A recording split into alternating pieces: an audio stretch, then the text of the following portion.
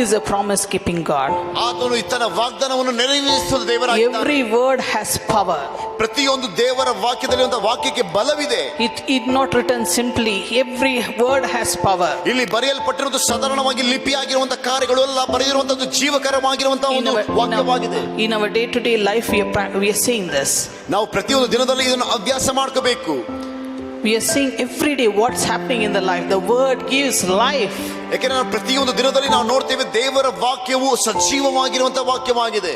In John 1:29, ಯೋಹಾನ 1:29 ಹೇಳ್ತದೆ, the next day John saw Jesus coming towards him and said, "Look, the Lamb of God who is taking away all the sins of the world." ಸ್ಥಾನಿಕನಾದ ಯೋಹಾನ ಸ್ನಾನ ಮಾಡುವ ಸಮಯದಲ್ಲಿ ಆತನು ಹೇಳ್ತಾನೆ, ಇದೋ ಯಜ್ಞಕ್ಕೆ ಬೇಕಾಗಿರುವಂತಹ ಕುರಿಯು, ಈ ಲೋಕದ ಸಕಲ ಪಾಪವನ್ನು ಹೊತ್ತುಕೊಳ್ಳುವಂತಹ ಕುರಿಯು ನಮ್ಮನ್ನು ಹುಡುಕಿ ಬರ್ತಾ ಇದೆ ಎಂದು.